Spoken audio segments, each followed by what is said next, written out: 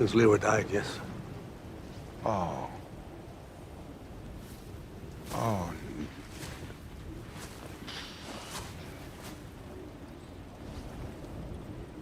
My condolences. Search the house! It is Star Wars month on Movie Night Extravaganza. We're going to cover the original trilogy this month.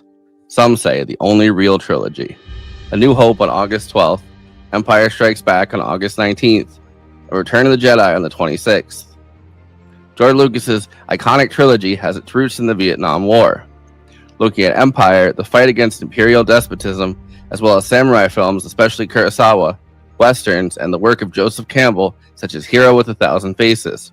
But first, tonight, we're going to talk about the 2016 spin-off Rogue One. It takes place between Revenge of the Sith and A New Hope.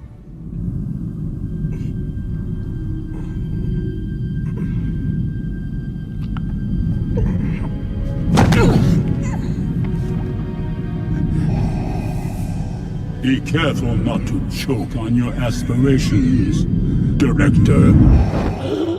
In fact, the main action of the film is 1 week before the events of A New Hope. In the opening crawl for Star Wars in 1977, it began with Rebel spaceships striking from a hidden base have won their first victory against the evil Galactic Empire.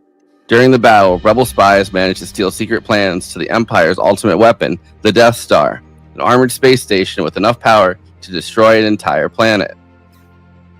Rogue One is the story of that battle and how the Rebel spies managed to steal the secret plans. Starring Felicity Jones, Diego Luna, Mads Mikkelsen, Donnie Yen, Zhang Wen, Riz Ahmed, Forrest Whitaker, and Alan Tudyk as the K2 droid's motion capture and voice. He's also the Gary robot in Superman.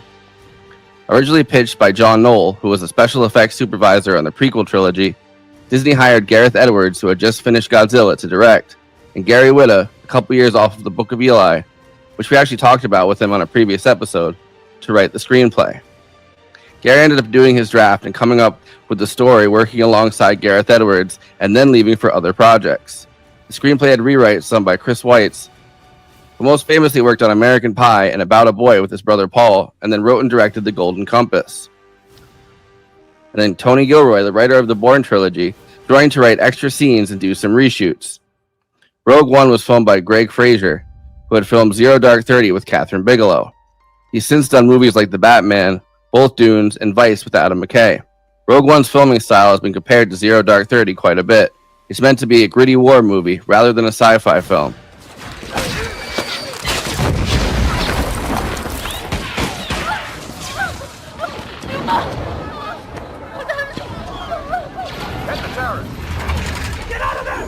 Which gives it a distinct feeling different than the original trilogy, even as it inhabits the same universe, the same galaxy far, far away.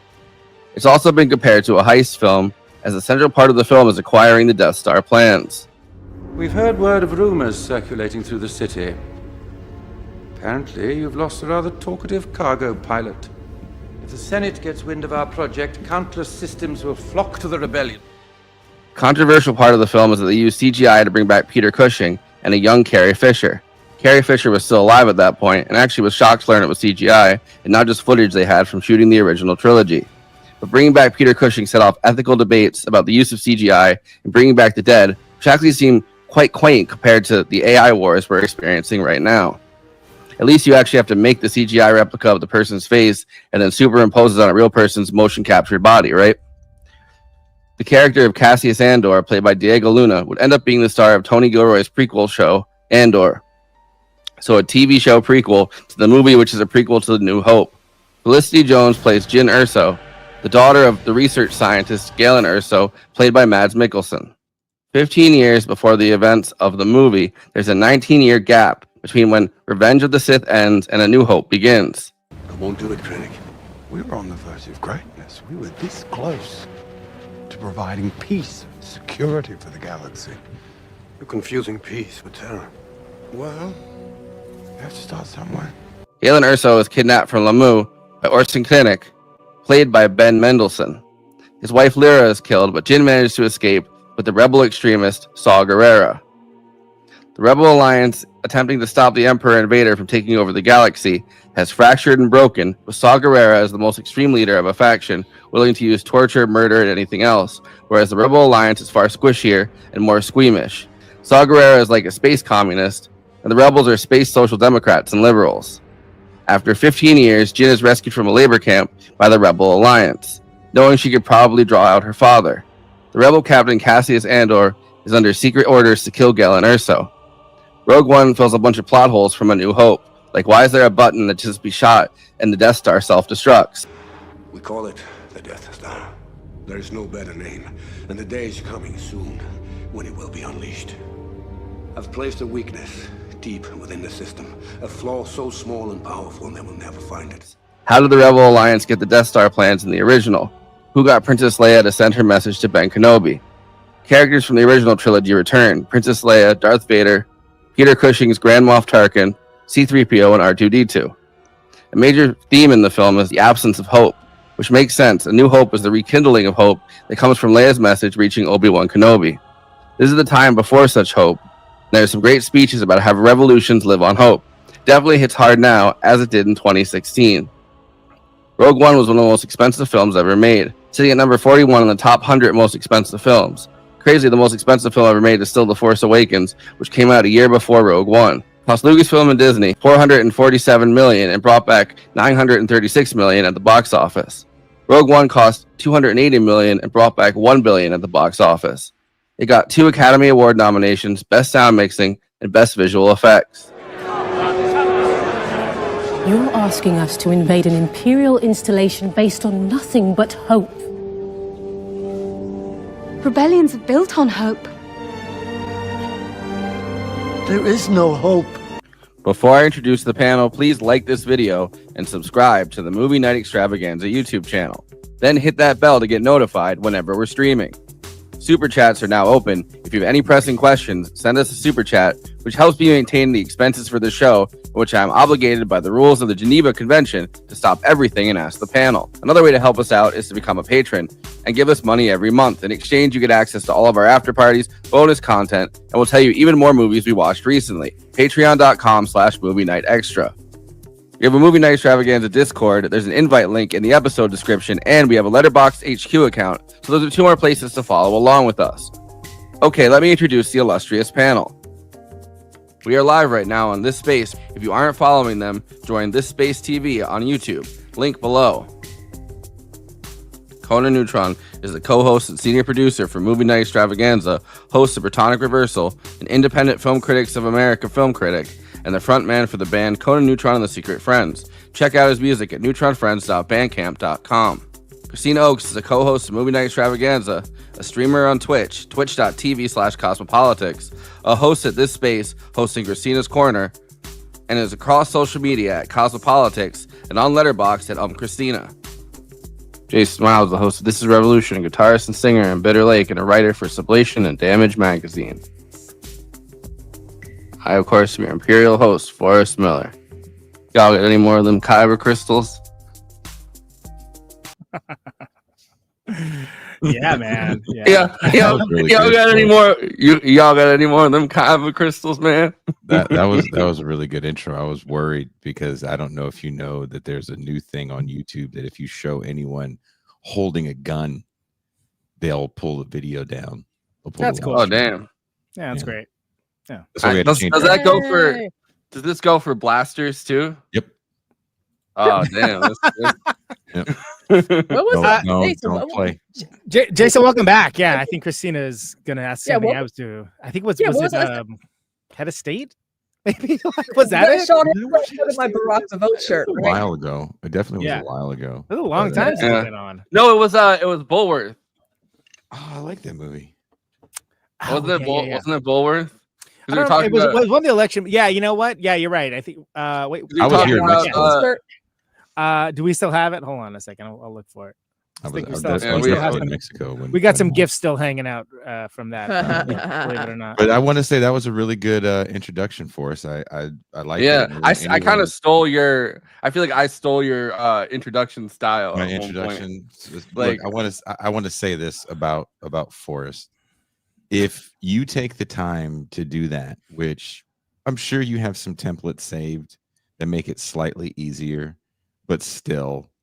You're gonna flub the narration. It takes a lot of time and effort to do that, and you guys should sign up to be a patron just because this guy is putting in that level of extra work. Yeah, it takes like 6 hours probably on one day a week to do it. I mean, it's not like I do the Ken Burns thing on a lot of them though, which makes it easier. Where it just is like if you have a photo and you zoom on it like Ken Burns, zoom out. Yeah. No, but you mixed in some like the footage of actual. You just like snag the fucking trailer and put it on top. I've been trying to do some extra stuff with the way we cut clips and add imagery and all kind of animation behind it, and no one gives a shit, but.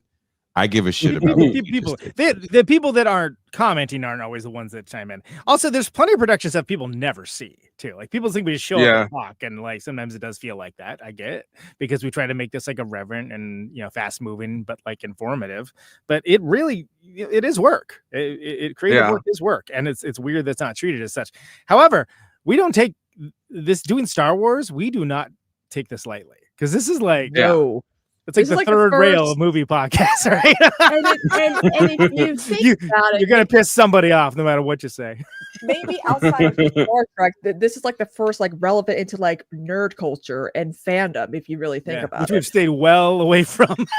I actually, so this is no knock on you guys. Like it's Star Wars month. We did a Star Wars month on my channel TIR, and if anyone who's watching this knows who I am. I some of the stuff that I do on the show, I make up on the spot because I can do it, right? It's like a baby getting able to eat ice cream every day for dinner. And for me, Star Wars month was the equivalent of that. But and then there was no rhyme or reason to it. But it's also a different kind of show with a different kind of audience. And I think that actually speaks to your credit when you do things that are more fun or pop culture-y, because then it's almost like a breath of fresh air from like the heavy topics or whatnot, right? So people engage differently. At least that's my experience. Well, I wanted to throw this out at you guys. I don't know if you guys do this. We actually watch the movies. We did these watch parties where we sat and watched them, and I get to step back a little bit, and the patrons get to banter with each other about how they felt about certain films. I didn't know I had huge Star Wars fans in the audience. So the guy that plays the new Superman, I don't know if you guys have been talking about this dude, but he's pretty interesting. We literally covered the movie like 2 weeks ago. Yeah, I thought you guys. and I'm Eve too from the movie. He's dressed up as like the one character. Yeah, so he seems like never heard of it. Yeah, is what we're saying. But he's the one that said, someone asked him randomly in an interview. They said, "What's your hot Star Wars take?" And he was like, "Oh, you should watch the movies 4, 5, 1, 2, 3, and then you should watch 4, 5, 1, 2, 3, and then 6. Then ended up with Jedi." He said, watch it in that order. And I thought that was interesting. And he said, well, the first two are the original two, and they're really good. And go back and watch the prequels as kind of a flashback, if you will, and then wrap it all up with Return of the Jedi. So we did that. We watched Rogue One, Star Wars, Empire, then went back and watched Revenge of the Sith, which was a much better movie than I remember. But Rogue One, for a lot of people, is their favorite Star Wars movie. They'll say next, if they're our age, Conan, they'll say next to Empire is their favorite movie. I mean, I think I just said that on Letterbox like an hour ago, because it's true. I mean, I firmly believe that it is the best one made since the original trilogy, and one of the reasons why is because it broke conventions of what Star Wars movies are, as opposed to that recent trilogy, which really, especially the last one, is, I know, we don't need it's just fan service. Like, hey, what are the worst people on the internet want? Cool, we'll give you that. That's that last movie. But and even that first Star one, Wars content is now these days. Well, how do because I don't agree with hold on. First of all, I'm still talking. Secondly, I don't agree with that statement at all, Christina. Like, I don't. Andor is the next correlation beyond Rogue One. This is what got us Mandalorian. This is what got us the more interesting, different kinds of Star Wars tales to begin with. Because Jason and I are uber nerds who watch Rebels and who watch the Clone Wars cartoons, which rock, by the way. There's a lot of them. But like, come on, man, average person's not watching that stuff. And those are really good, but. I watched the Clone Wars cartoons when I was like a kid. I remember my brother and I got really into. It's sad that I'm gonna have to ban Matt Gilbert for saying this, but we don't allow hate speech on this show. I'm sorry, we just don't allow it. I remember I went to the video store. I got all the well, at the time I think there's been way more since there, but they had the Clone Wars DVDs, like the seasons of it. And I remember popping them in one by one and watching that. But it's been since I was like But so, Christina, I think you were trying to interject a point, though, weren't you? What was the point you were trying to say? It seems like, I mean, oh God, what was the last show that got canceled after like one season? Like a lot of people did not. Oh, the one with the guy from The Good Place, who was awesome, by the way. Yeah, like a lot of Star Wars. The Disciple, right? That's what they called it. That was a Star Wars show? Yeah. No, it was good, but everybody hated it and they canceled it. And then Ahsoka didn't do well either. But Christina, was that the one that had Abigail Thorne in it or whatever from YouTube? Yeah. I think for like, yeah. Damn it. But it seems like a lot of people hate the Star Wars fans who just want that nostalgia. Like they want, they want Luke Skywalker to keep appearing with the CGI young dude with the face. Like a lot of Star Wars fans want that, and then there's the other half. We're like, no, we need something. The Acolyte. New. It's called the Acolyte, by the way. That's what. Something new and something different. We can't be stuck in the nostalgia in the past. There's other things to explore. So you interjected into my point to make the exact same point I was making, which is the fact that those last three movies, especially that last one, because that was a response to Last Jedi for people. Oh, it's too woke and whatever, this and that. I love Last Jedi. I like Last Jedi. I have a lot of people dying on hills already. We're only 17 minutes in. Jesus Christ, Theo. Can we wait till we see the Empire? Thank you very much. First of all, I don't need the casino world ever in my life, and I'm like 70% of what they did with Luke I just don't care for. I mean, Space Ocean 11 is great, but like let's save that for Disney Plus or something. But I do like that movie, like that's fine. Like I like some of the things that were done with it, but I hated the reaction to it, and that's basically we specifically didn't put on the docket because we don't want to talk about them, and ironically we're talking more about them than the movie we're covering right now. But somehow Palpatine returned. Dude, Oscar Isaac should have won the Oscar for delivering such a heavy piece of exposition, for basically explaining the most cynical take of in cinema history, to bring back the worst elements of a franchise for all the worst people. Yeah, but to circle back, this is why Rogue One is still considered, almost 10 years later, it represents the heart of the original trilogy.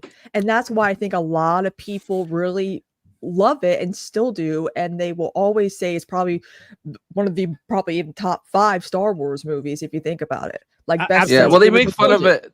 They make fun of this in like not make fun of this, but like they literally have it like in the middle of Clerks, right? Like there's all these kind of plot holes, I guess, for lack of a better word, or like kind of choices, I guess, that George Lucas made in the original trilogy that like are, people have kind of created their own lore around them, but they're not explained. I mean, like a perfect example of it is just that you could shoot into a shaft and then the Death Star fucking blows up. And it's like, you think of these because right, and we think of these characters as these iconic characters now, but when it came out, it was just a movie. It was just some space movie. I don't know.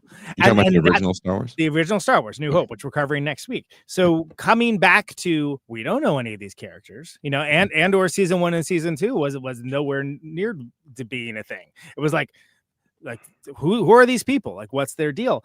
And bringing back that element is huge. And it also goes back to like Seven Samurai and Magnificent Seven and this whole like overwhelming odds that they will not win. There's no way for them to win, but still they try because it's a communitarian effort for the common good. And that's something that's so huge, all from a tossed away line in A New Hope at the very beginning, right? Many Boston Spies, yeah. That's good writing. Did you feel this way? I was just watching it actually right before. It literally had 8 more minutes to go before I logged on. Oh man, and you actually that's I think the ending of it is like so great. Like that's the ending of it. You don't want to watch it because you don't want to cry before you get on. That's true. I don't have a Christine to help me with makeup. So great to be here tonight. Right. I was emotional wreck rewatching it earlier. I was like, oh god, I forgot because I saw it in the theater. But I watched as I was watching it, this one thought went through my head. I was like, I feel like George Lucas watched this in his, probably massive home theater, tearing up like, yeah, this is what I have a little tidbit about that actually. George Lucas personally wrote to the director, like, this is probably one of the best Star Wars movies ever. Like he loved it so much. It encapsulates the spirit of Star Wars, New Hope, whatever you want to call it, without the magic, and really gets into why Andor works so well for people, which is this story of regular people having to band together for a common cause. And for a cause that they personally are going to die at the end for. And you're going to die. And they know that. You may not survive to see the mission complete and the fruits of your labor. In fact, it's unlikely that you will. Like, it's highly unlikely that you will. And that's, and again, I know everyone loves to eat praise in Andor, and they should. It's great because that's the type of Star Wars stories that we can now get because of Rogue One. You would not have Andor, you would not have The Mandalorian, you would not have any of these different kinds of Star Wars stories that are actually good and telling different kinds of stories without Rogue One. It just would not happen. Also, it was mentioned in the opening, but a friend of the show, Gary Whitta, who was on for his movie Book of Eli, is one of the writers of Rogue One, one of the main writers, actually. And a lot of that's him. And a lot of that is just bringing in different kinds of people. And instead of just bringing in the same old, it's like bringing in like consultants to like win elections for the Democratic Party that like don't know how to win elections. Okay, these guys that are constitutionally incapable of being wrong about it. Oh, we made no mistakes. We tried too hard. We cared too much at our jobs. That was the problem. No, man, you wrote a mediocre movie that's just like trying to like get into like Gen X and Boomer nostalgia. That's all you're trying to do. And looking back at Force Awakens, that's what that is. And I'm sorry, there are things I like about it, but believe me, like Rise of Skywalker outdid it big time. But it's unfortunate because we deserve better. I don't remember those movies because they don't really sit in the same place with me. And they shouldn't. And I keep bringing them up but only as a contrast. We shouldn't talk about them. I think there's one thing to bring up with Rogue One is really the prequels. And as an older person that saw them as an adult man, I definitely did feel let down. And it wasn't until probably not too long ago, I was hanging out with my daughter and her boyfriend, they're about 26. And we were talking Star Wars because my kid knows that I love Star Wars. But sadly, that little girl, they've never watched Harry Potter, but she's seen all the Star Wars movies. Maybe that's not so sad at this point. I don't know. She made me feel really bad about it the other day. But I asked her boyfriend, I said, well, what's your favorite Star Wars movie? And he looked at me and he goes, the one with the kid in it. And I was like, Phantom Menace? He goes, yeah, the one that the kid won in it. He goes, we never saw kids win. And that kid was winning, and I thought that was cool. And it really put into perspective that that movie really wasn't for me. And I do meet a lot of younger people that appreciate that movie. And Forrest and Christina, as younger people that grew up probably going to the theater, maybe. I don't know when you guys were born last year. I had all the Burger King, McDonald's toys, and all that stuff. Yeah. How did you guys like the prequel movies? Oh, why were we talking about these fucking movies? I didn't want to talk about these movies. I said the prequels. I don't want to talk about these ones either. Rogue One is the best of the typically when it comes to like a prequel or something. But I mean, I did not like them, but really understanding how bad the writing was and like how a lot of the fans treated certain actors and how their careers went. I felt like I'm kind of relieved that Hayden Christensen did get a second chance. People do love him. They like, the chemistry between him and but it doesn't mean it's a good movie. No, it's a terrible movie. No. It's hot dog water. They're horrible. I saw that in the theater And it was one of the biggest letdowns generationally because there was still a monoculture at the time. And there was such a buildup to these movies. Oh my God, there's a new Star Wars movie. Oh my God, Lucas is, it's crazy. It's going to be the best thing ever. And it was charitably not that. All right, I rated it half a star. But the things that I've noticed, so hold on, you're going to let me finish because it took 10 years for me to hear anybody express a positive opinion about this movie. Yet, generationally, I'm with what Jason has noticed that like a lot of younger people are like, oh yeah, I really like those movies. They're pretty good. So take of that what you will. Like I don't know. I don't understand it. They are definitionally the movies that tell you what you should be feeling rather than show you. So I Revenge of the Sith. Rewatching Revenge of the Sith is the best of the worst of them. I was shocked. I was shocked at how well it, because we had watched all these like Rogue One and stuff. When you watch Revenge of the Sith, made you watch it. Say again. The way that the Superman actor, Dave. The way he kind of suggested it, and then throwing Rogue One in that mix, because he didn't say Rogue One, surprisingly, but throw Rogue One in that mix, and Revenge of the Sith hits a little different, because Rogue One ends so perfectly. Like I've never seen a movie end so perfect where you have to watch Star Wars after. Like you have to try to prevent yourself. Matt Gilbert blaming the idiots, his words, not mine, at Red Letter Media for ruining the prequels discourse. First of all, one of those idiots is the old co-host of my show in Protonic Reversal. So, but also they're not wrong. They're 100% right. Those movies are trash. And by the way, I'm still hating you. So my right before I was reminded of this, and then we could switch to talking about anything about this after I said. Yeah, I would love to talk about Rogue One. That'd be great. I was reminded that right before COVID, like 3 weeks before COVID, I rewatched the prequels, and I blanked this out of my mind. But I was with my friends, and we were like sipping, and we were like watching the prequels, like rewatching them, and then. I went home. I like kind of staggered home, and it was like literally a week before COVID. And the next day, I like texted my friend. And I was like, "Yeah, I'm gonna give up drinking for the next foreseeable amount of time since we're all going through the pandemic." And she thought that it was the prequels that had made me decide to go influenced your sobriety. Yeah. I have a question, especially for like Jason and Conan. How long do you think Rogue One was probably considered like a thought to make like a prequel to one of the original Star Wars films? I mean, it predated The Force Awakens. It predated Force Awakens, and it actually goes back a ways. God, it would be really great if we could have had Gary on to actually talk about this. But have you heard the interview with Mark Hamill after or right before Jedi, when they were doing the press junket for Jedi, and they were like, "Are you done with these movies?" And he goes, "No, they have a plan for 2 more. Yeah. And one would be for a movie after, and one would be for a story to tell how Anakin became Darth Vader." Have you seen that interview? No, I have not. But it was 2003, by the way. That was when it was first pitched as an idea. So it was all the way back. It was at the end of making. That's what I was leading up to. Yep. Now, I don't know about a quote unquote Rogue One movie, but maybe you guys know this, maybe you don't. After Jedi, Kenner was writing scripts and giving them to Lucas, because they were like, you can't stop this money train, which are these toys. And they even made toys for another movie. And he had been done with it at that point. And he walked away. But, trying to keep the gravy train going with Star Wars, if you will. A lot of people had been involved that weren't named George Lucas. After that. One of the there at the beginning, one of the first things you see in the beginning of Rogue One is Jin has like a Star Wars toy. Like there's a Star Wars toy inside of the Rogue One universe, and I thought that was like an interesting thing, knowing how much marketing goes into that stuff. They kind of were like, you know what? Even in the Star Wars universe, they're like, well, and there's a whole discussion, it's effectively lampooned by Mel Brooks and Spaceballs of, all the Star Wars merchandising and whatnot. I'm sure we'll get into that when we talk about those movies over the next 3 weeks, which is not this movie, but I think that is kind of like a fun homage to that.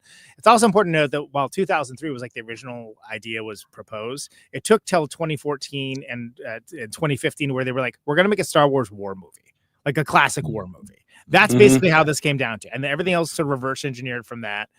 And then, you know, again, it was written by many people, but I happen to know one of the writers, and there's some things I can say and some things that I can't say with that, but it was meant to be a little bit different. It was meant to hit different. It was going to feature people that were who you would see running around in the background in the rest of the movies. Basically. That's a genius concept if you think about it, man. Yeah. Right. I mean, it was and what a year to come out. at the time. Yeah. Well, yeah, no, right. 2016. Exactly. Hello. Like you know, I was like, this is too on the nose. I didn't want to Well, see you it got in the theaters. I wasn't stoked at all about Rogue One. I was like, this is stupid. Oh, really? Yeah, because I was kind of burnt out on the trilogy. You got like the X fighter type pilot guys that are in both, you know, that are in both Empire and Return of the Jedi. They're like there's a bunch of characters in this. So like they even use the voice of one of the original guys when they're all kind of in that line, right? And they all start firing at the, you know. So like which is they such have kindergartner level fun compared to what like AI and all this, like, you know, just deep faking actors and like, oh god. I mean, there's a few things like Rogue One, you know, as many just people. Get a Winter Soldier. That guy was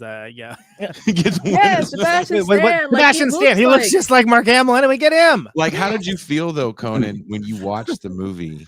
The Rosencrantz and Guildenstern of Star Wars, and I'm here for it. Yes, absolutely. Did you know beforehand what the movie was going to be about, or did you walk into it blind? Well, I knew about it because I know the writer. Like I knew. Okay. Well, I didn't know like everything about it. I knew what I knew is it was a very different kind of movie. It was a Star Wars. That it was just that it was a war movie, and that it largely featured characters that you would normally just see in the background, or like only like see like in like a scene or something. And I was like, wow, that's really interesting. I'm actually interested in seeing that because. At the time, because it came out, if I remember correctly, it came out after Force Awakens, which I was like, something seems kind of cynical about this. Like, I like it, but I don't know. Like, it's like there's a guy with a lightsaber, and he's got a mask, and Empire is back somehow, and you know, okay. Like, it was just kind of seemed like hacky and just like checking the boxes, right? Yeah, I agree with you, Conan, because I was like, because I saw it with my ex, and I was like, I don't really, what is this about again? Like, is this gonna be like another like one that's like mid? But then, when my ex and I were watching, we were looking at each other like, oh my god, this is like a legit Star Wars movie that's actually fantastic. Like, why is this not a normal thing? And it hits differently. That's what's so. And I keep bringing that point up because it's so important understanding this movie and why this movie is important in the. And I guess we just call it the Disney era now of Star Wars, that it's telling those different kinds of stories instead of just being like, oh yeah, this is the thing, right? It only is like Jedi's like, you know, doing this and like this stuff. But in the spirit of what Lucas wants with Star Wars, though, it's telling a different story, but it really keeps the spirit of hope. If you go back and watch, which absolutely everyone's going to go back and watch Star Wars, right? You watch that movie and it's about hope and a rebellion, but then there's all these questions that aren't answered. It just kind of, there's a whole world. There's not a lot of backstory with any of the characters, and you don't need it because it is a wild ride, right? You know. And when you watch Rogue One, it does something similar. You don't know what's going on. You don't know who these people are. Why are there black stormtroopers? For most people, they don't. If you didn't watch the cartoons, you don't know about the dark troopers. So for the average Star Wars fan, you're like, okay, why are there these dope ninja star troopers? Yeah, what's their why deal? does this guy look like a pimp in white? Who is this fam? Like, I'm in. And that's exactly what Star Wars does for you, because there is a scene in the original Star Wars that is that opens it, that gives you a little better picture of who Luke is in the rebellion. And that's eliminated for pacing purposes. You can go back and watch it. I think it's on YouTube. But this movie, to me, I wouldn't be surprised if that writer knows about that scene. And he's able to kind of add a certain amount of exposition, but yet keep it moving so fast that before you know it, 2 hours has passed. And if you're not a sobbing mess, you know, you're definitely breathing hard from start to finish, because you're also kind of watching the transformation of this character that doesn't necessarily want to be part of the rebellion and is forced into a rebellion. And you get that in spades with Andor. You get the whole story arc, and you can play it a lot slower.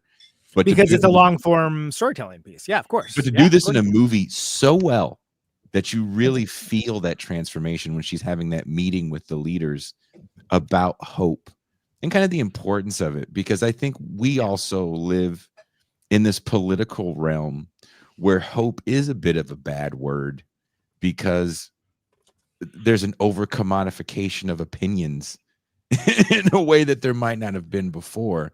So anytime there is hope, there's somebody there that's going to crush it. Even not the least of which is Barack Obama. That was his and like what how did that hope turn to out, change. right? You know, and that's sort of like ruined that phrase and made people be very cynical, which again I fully think the first and third of the recent movies are very cynical. Last Jedi is many things. Cynical it is not. But but the rest of them are, to the point that's like, oh, you know, like let's have this be like regressive in its way, and that's just this is so hard on sleeve about it. I mean, you have Jyn Erso, right? By the way, Felicity, I'd never seen her in like anything other than this until she was in The Brutalist.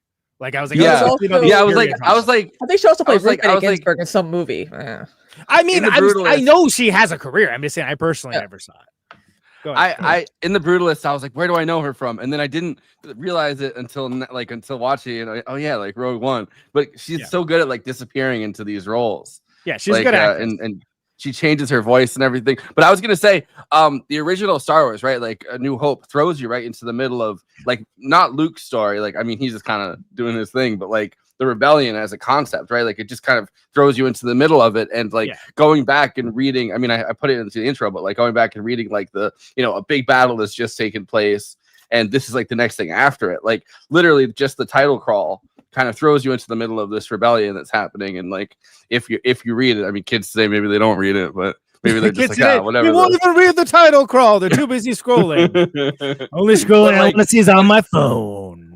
But it tells you the story of it tells you the story of a battle that has just taken place that's huge, and then the Death Star plans, you know, like getting put into the rebellion's hands, and then they're like, you know, and then that's the story of A New Hope.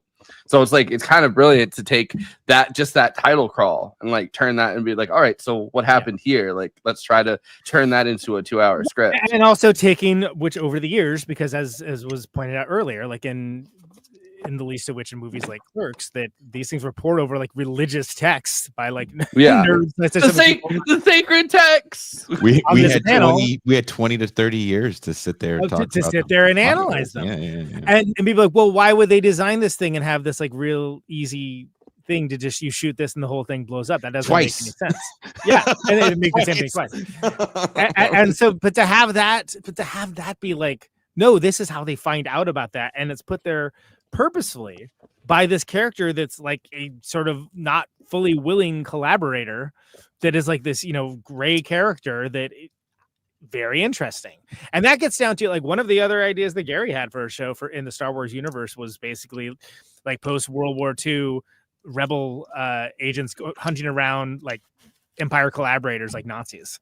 I'm like, well, that's what you get with the Inquisitors. That sounds rad. Yeah, exactly. And the animated series. He wrote a bunch of those episodes. Oh, really? Yeah, you wrote a bunch of episodes of the animated series. Look, the Inquisitors, I always, and I don't want to go too deep into this, I thought the Inquisitors were one of the dopest parts of the animated series because it's so frightening.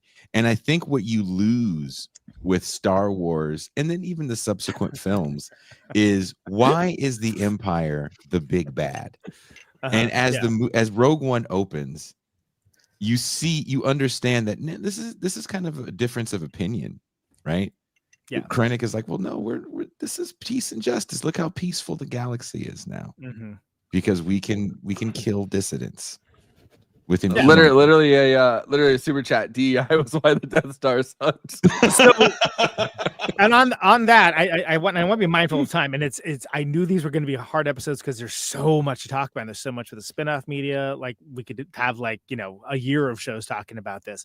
But the Saw Gerrera of it all, I am currently watching it's Oliver Assayas, and it's in the Criterion Collection. It's technically a miniseries or a long form movie, depending on which cut you watch. Of Carlos is what's called, about Carlos the Jackal.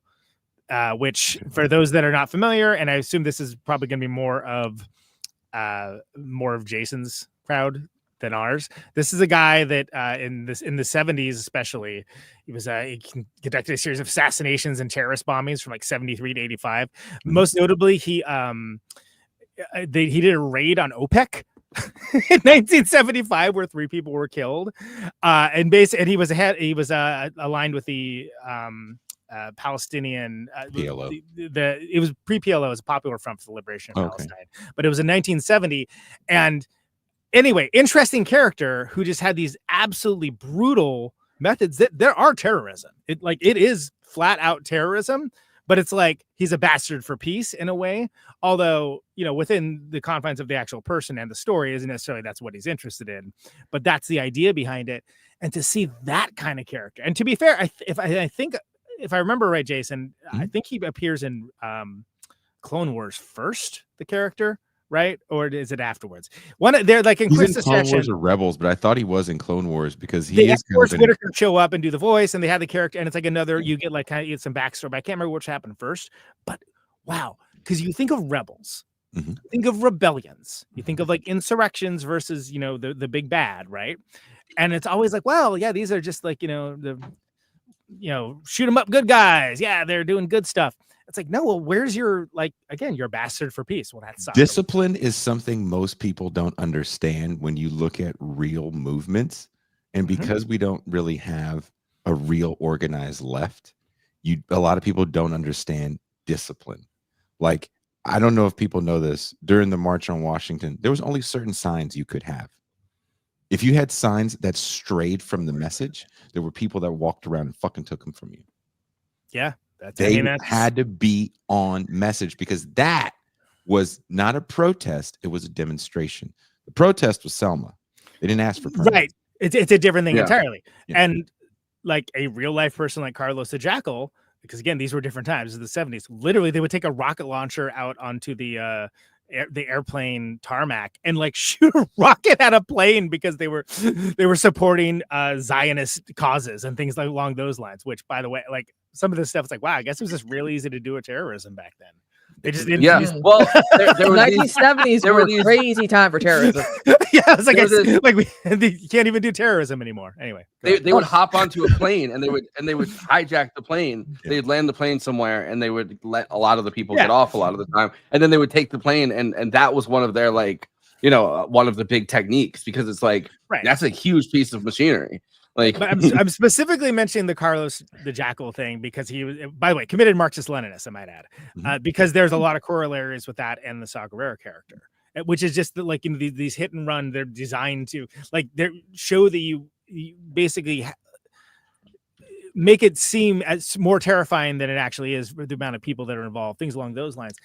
And to have that kind of thing depicted in Star Wars, which is a rebellion at this point, is like, oh, that's awesome. And he's too extreme for Mon Mothma. He's too extreme for that one general who's like pretty extreme. He's but like, Mon Mothma is such a great character in the canon now, because now with Andor, you can look at Mon Mothma. She got moves. I saw that like, already seen in Andor. This is your AOC, right? We can vote for, Palpatine, or you maybe go the Mon Mothma route.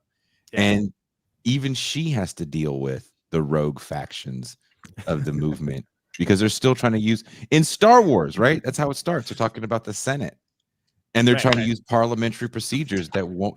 The Emperor. What does Princess Leia say? Something about the Senate won't let you guys do blah blah blah blah blah. Yeah. But if you watch the end of Revenge of the Sith, and I think this is a big scene, it's when Palpatine gets unlimited power and he's never going to lose his seat, and he dismantles the Senate. When he's killing Sam Jackson's character, he says unlimited power. When I watched that as a younger man, I thought it was he got unlimited Sith power from killing a black guy or something. No, he's talking about, but no, he's talking about his political power now.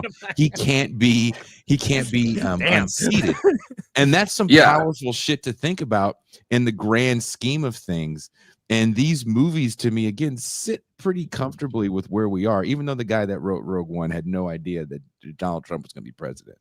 Right. He He also says literally, I super am chat, but was Carlos an about- authentic punk? You're Forrest. You're not even like doing the thing you see in the intro, which is remember there's a, but it's human rights law. You have to read these off. Authentic punk. Sure. I think he would scare those people. Yeah, and I think there's literally the most famous line with Palpatine where he's like, "I am the Senate." Yeah, like he like yeah. That to me that makes that movie different because I'm watching it's different, sure, on an intellectual level, and I'm not watching it like 8-year-old Jason who's looking for action figures to play with. You know, when the movie's that's how I was watching it. That's why when you're like, oh, did you think those were great movies when you were little? I was like, yes, but I really like going to the toy store.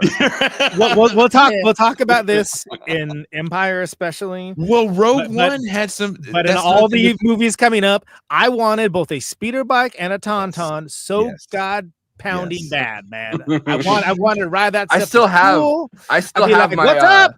What's up, third grade? I still have my Yoda. I still have my Yoda somewhere. I got it right before my mom got it right before I went into. No, I mean, like I got. You mean he actually has Yoda? He's actually hanging. Yeah, he's crashing on his couch. Yoda, you have. Yoda, you have. I wanted no, to but get I this have a play Yoda set. that's like this. It's like, kicked out my Wi-Fi once. Need place to crash. I watch these movies and I have a small child. Hostile. This is not. I have a small kid that's like 6 who's kind of sort of into toys, but not necessarily like I am.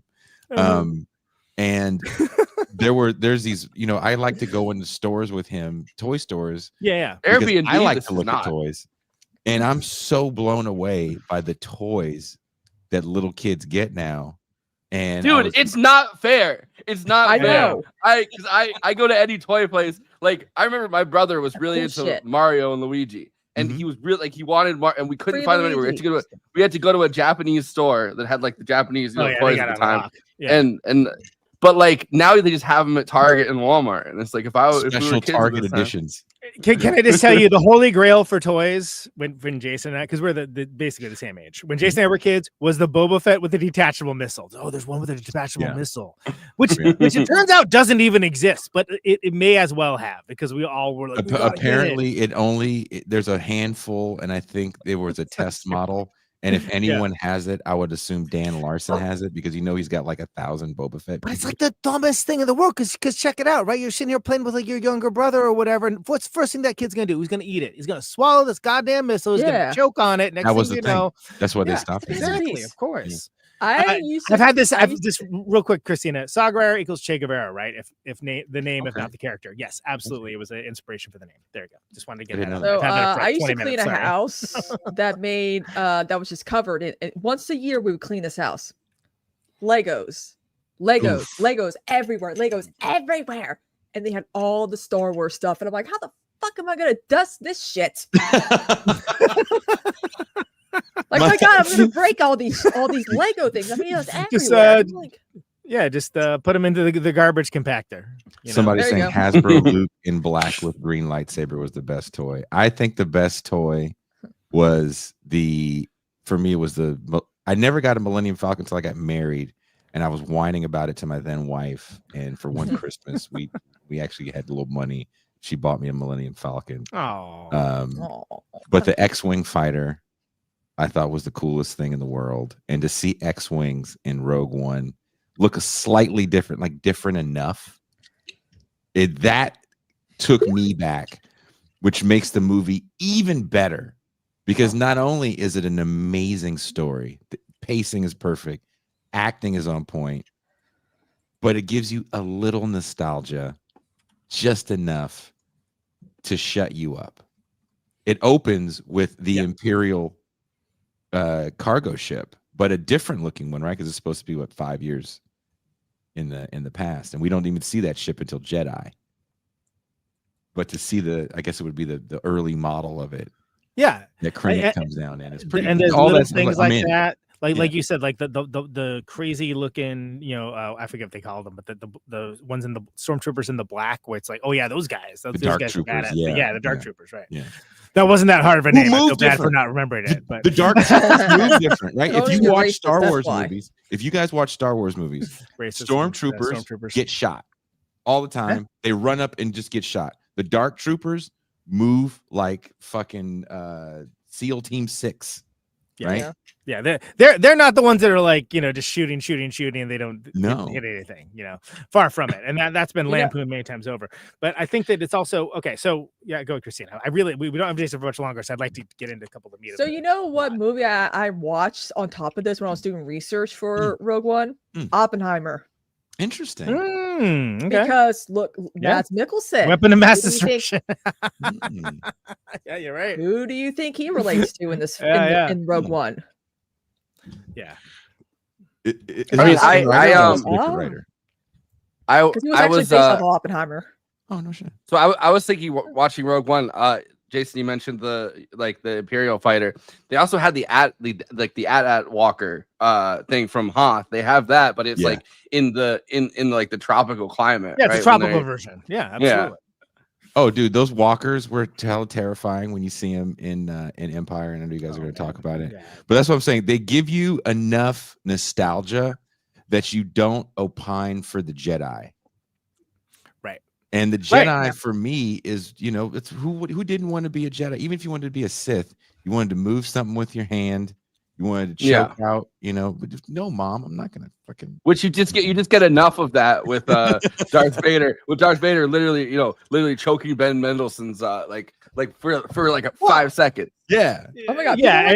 Darth Vader, and I'm like, well, yeah. I mean, it's. and we see Darth Vader's. They're also playing. And I was thinking about this too right before I came in here. Mustafar is in the books. Yeah. And then you're later going to get where Darth Vader gets created, if you will, in the prequel in Revenge of the Sith. And they decide that's going to be one of the things that they keep as canon in that buyout of Lucas. It doesn't end up in Legends like a lot of the stuff did. That's not basically the original Zahn trilogy. Yeah. But to keep Mustafar really, to me, adds an ominous feel of Vader. Because one thing that's important about Rogue One, I don't know if you guys feel the same way, is that Darth Vader has to stay a mysterious evil because we've spent almost 50 years. The first movie came out when I was born.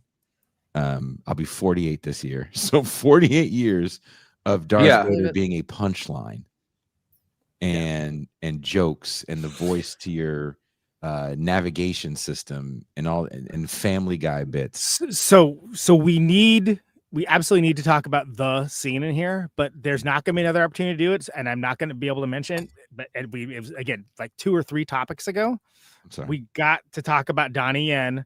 We got to talk about the Force is with me. I'm one with the Force. So there is someone who's Force sensitive here, but like he's not a Jedi.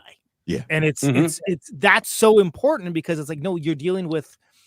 The Force exists, like it's something, may the Force be with you is like almost like, it's like an aphorism that they say to each other. So, peace be with you. People do this, right? Right, Conan? Right. But it's important to note that, like, you have this character that's like, oh no, this guy is sensitive to the Force, but he's not a Jedi.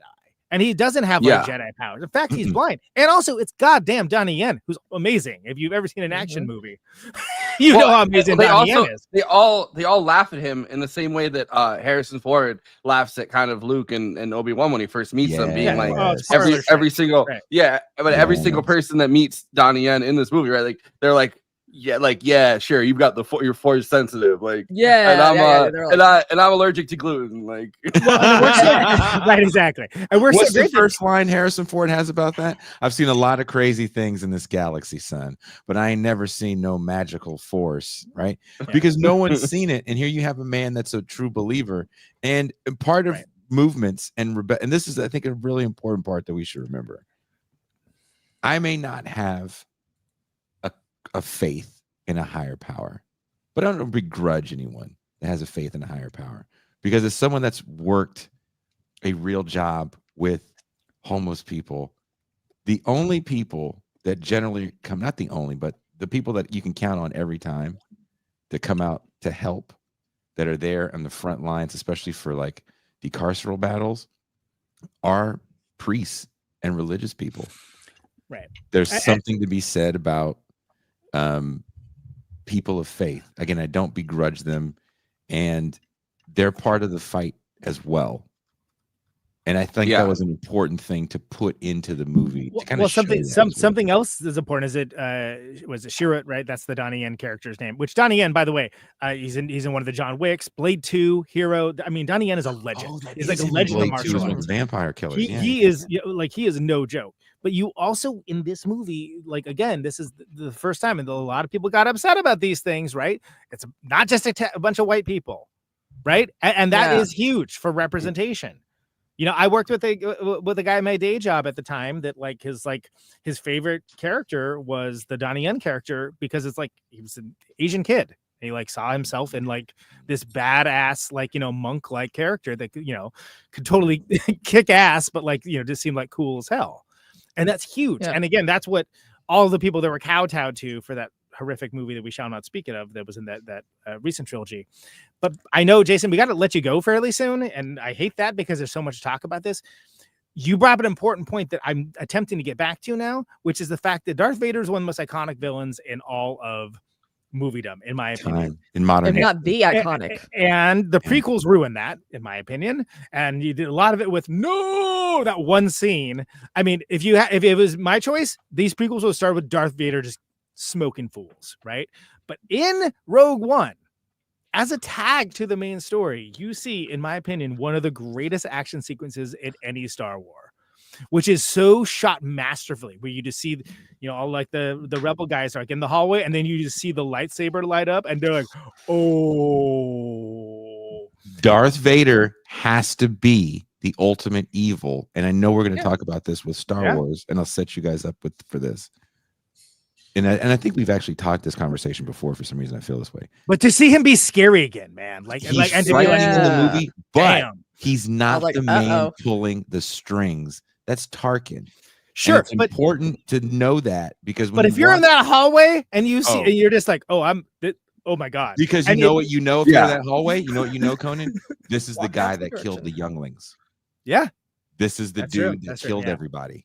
Right? Yeah, everybody knows who he really is. And by the way, that scene's all Gary, by the way, and good on him for basically reminding us. Oh yeah, Darth Vader is this is one of the greatest big bads that's been, and he does get a redemption arc, but that ain't happening yet. That's a couple movies away, son.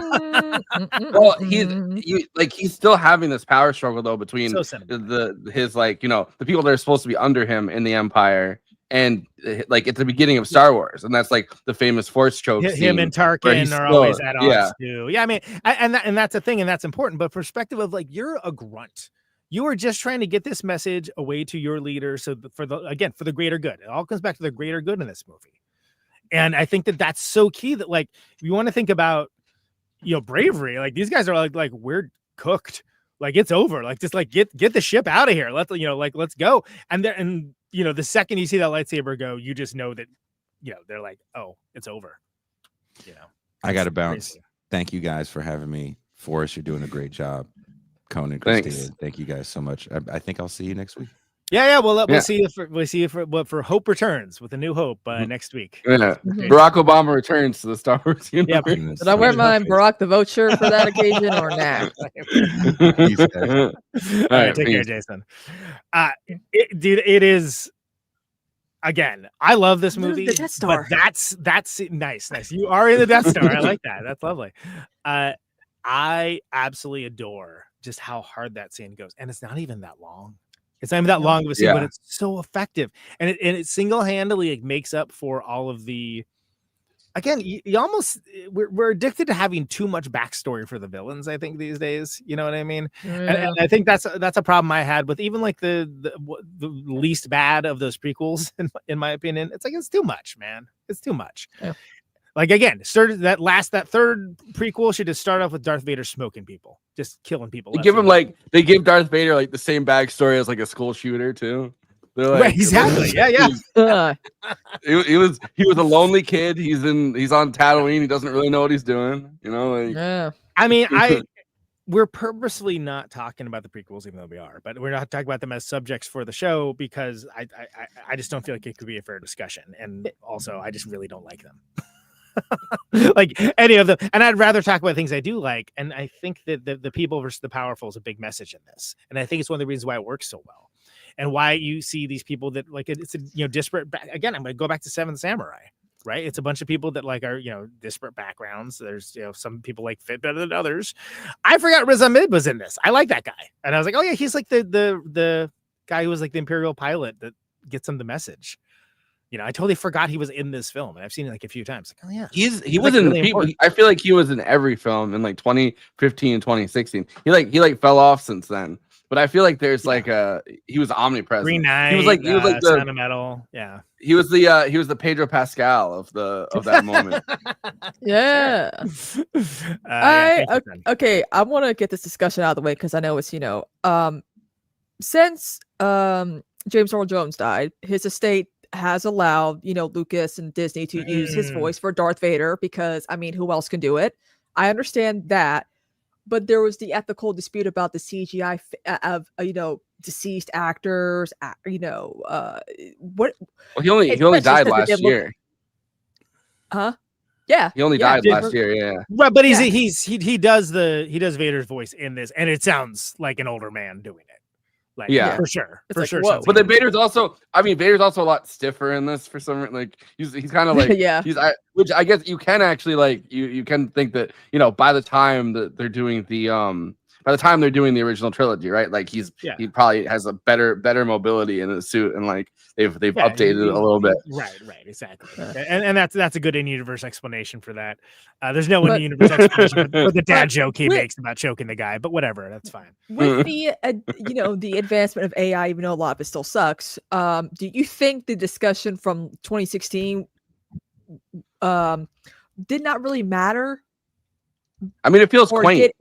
Because it feels kind of So I don't know if y'all. I've mostly given up on the Alien franchise, frankly, but I did watch that last one, and it has who's the actor? I can't remember the actor's name, but who played the android in the synthetic, in Alien. It has him and it has him, whatever, deep faked, whatever you want to call it, and that was very controversial. And also because they have 15 of these models. Just get a different person. You don't need to have that guy. He's not the only model of that android. I mean, Jesus Christ. But that is the next level because it was a bit of a kerfuffle. That's like, oh, you have Tarkin looks like he's in a video game, and he kind of does, frankly. He does. The technology wasn't that good. But also, what they did with Carrie Fisher, it was like, well, that's like only for like a couple seconds. He's not like, a primary character or anything. And, their ethical consideration for that, I just say get a different freaking actor. There's plenty of people trying to act in this world. Come on. The crazy thing is that Guy Henry, the guy that plays the body and the voice of Tarkin in this, right? Like, then they superimpose. Kind of looks like it. Like, it doesn't look. If you look up the guy, they could have just used him. Oh, it totally. It was, especially like as a younger man, and it's hilarious to me because I don't know why people are so hung up on using the same people. And Peter Cushing is an iconic looking dude, but he's also just kind of like a goofy, severe looking English looking guy. All right, which I think so. Find another one like that. They still make those, right? Also, Wanda. You're right, they do. I'm looking at pictures now. They do. He does look quite a bit like him. Also, Wanda M brought up a point about the strike. I mean, we're seeing people, studios using AI because I'm like, you guys talked about this. What was the point of the the strikes if you're getting rid of content from streaming services where they're not getting residuals? What's the point of having AI studios now, like Netflix AI? What was the point of the strike? I mean, I feel like why are there none? Maybe because Hollywood can't afford to have another strike. I don't know, but it seems like we did not learn a goddamn thing from the strikes a few years ago. At least Hollywood because the money people like it. That's why. That's all you got to know. Money people like it. That's the only reason. I mean, it's also like there's contracts, and it's like they're doing carve outs. They're always trying to do something like, oh well, all right, well we won't totally use AI to have your face and your body in the database, but we can use AI as a carve out, like in music or in this different. They're always trying to carve out the future within these contracts. Well, and there are rights and stuff that's been negotiated in the contracts for acting that definitely did not happen with music. And I mean that ship has long since sailed, and all of us are totally screwed, frankly. But there's still some hope for at least the SAG's a strong union. I mean, they're trying to help, even if it is like, honestly, there's so much unwanted AI push in every element. It's just going to happen. Like the only question is when and how, and if there's any way to do it in a way that's not totally exploitative. That's why I'm kind of glad that, I mean, people have conflicting feelings about Obi-Wan's show, but like I'm kind of glad that they actually utilized like Hayden Christensen, because it takes place after that movie that we don't talk about. So like it goes to show that you can still use some of these actors that have been around, because they're still, a lot of them still look very young for their ages, but there are a lot of lookalikes out there that people can use. I mean, same with Sebastian Stan. Like, I mean, he does look like a very much more handsome Mark Hamill. Like, it's like you cling onto the nostalgia, guys, and it's gonna ruin the potential that Star Wars has for a more generations to come. You can't be stuck in the past. I think there's like, I mean, obviously the CGI and the AI are different things. Like, it almost feels quaint at this point that the CGI, like you actually have to recreate the person's face. Like, you have to recreate the person's look. Like, it's not the same. Like, it's not the same thing as a computer actually generating it. Which I don't necessarily. I'm not like advocating for one or the other. But you actually do, as in, like, have to hire artists to do that. Like, it's artists recreating the person's face and everything. So that's why it feels quaint, I think, to me. And if you think of the Star Wars fandom, I'm not talking about people that subscribe to our show or that are watching on This Space. By the way, thank you, This Space viewers as well. We've not been engaging with you, but we know you're there. The last thing you would say that you can do is trust them to not flip out over the most inane things, right? So maybe they think they're opening themselves up to criticism in a way that they don't want. Oh, we don't like this casting or whatever. Which at that point you tell them to pound sand. Who cares? Make your own movie, and then we'll sue you. Actually, Conan, fun fact, SNL did a whole sketch. They always do these sketches where it's like, actors, auditioning for this movie project. And they did like one of the, recent sequels. And they had John Bodega. He's like, a black stormtrooper. That'll never happen. Yeah. Really? It's like, that was such a, I was like, guys, what the, I'm like, listen, we've seen the videos of nerds from the 70s to 80s talking about these movies, and I assure you they were not all white. I'm sorry, people. Oh, I can tell you 100% they weren't, because some of them were my friends. Yeah. but again, and that's something where it's like the representation aspect, and why, again, catering to the worst elements of that is that's why this movie's phenomenal. But this is probably the best iteration of that, because everyone's on an equal footing of they're all screwed. Yeah. Like, you already know how this story ends. And again, it was like many died to get this information. Well, it's including information that they just kind of have and never really talk about, like, how they got it in A New Hope. Like, I just remember. I mean, I'm excited to rewatch it because it's been a long time since I have, but so much of A New Hope is like burned into my brain from being a kid and watching it as many times as I did. And like, they're literally just sitting there with the plans and everything, and they're like, "Look, we've got the plans." And like, there's not like, they're like, "No, people died for these plans. Show some fucking respect." Like, the better thought to make your movie is like Rebel Moon. Yeah, man, you're not wrong. Remember when people said like, "That was going to be the next big better than Star Wars"? I'm like, oh man, I was like, who's doing it? Yeah, it won't. How many director's cuts do we need again? 4, 5, 6? Okay, I'm not buying it. I mean, look, I hear the guy's very nice. Yeah. Some people have asked, like, is this a good representation of a rebellion? And like that, I'm like, yeah, because sacrifices, in order to fight, sacrifices are going to have to be made. People are going to have to fight to the death. Well, and that's why again, that's why it was so interesting to be watching this, ostensible like biopic about a real life revolutionary / counter-revolutionary figure. That's like, oh well, it also depends. History is written by the winners too, whether someone's an insurgent or a terrorist, or if they're a freedom fighter. All depends on who's telling the story. And I think this is one of the only times you really see that addressed, and it goes into it in much more depth than Andor, which is fantastic, even if Tony Gilroy did exclude the rest of the writers. Andor is wonderful. It's one of my favorite pieces of Star Wars ephemera. Also, Andor Cassian Andor himself obviously has unlimited Riz because he's got Adria Arjona in that show as well, and he's making time with Jin as well in this one. Which, like, hey, wait a second, but aren't you okay? But it's been years, so I guess lots of stuff can happen. Bix is a great character in the Andor show, which is not what we're talking about. We're talking about Rogue One, but you needed a Rogue One to open the gates for that type of storytelling. Which is, again, is the grim and gritty, grim, not Zack Snyder grim, but grim, like in the fact that these are real people, that they don't have superpowers. They don't have a Millennium Falcon they can jump into. They barely have their own ship. And I forgot the scene where he's like, I don't know what's our call sign? I don't know. Think of something. He's like, Rogue. We're Rogue. One. What is the loneliest? I love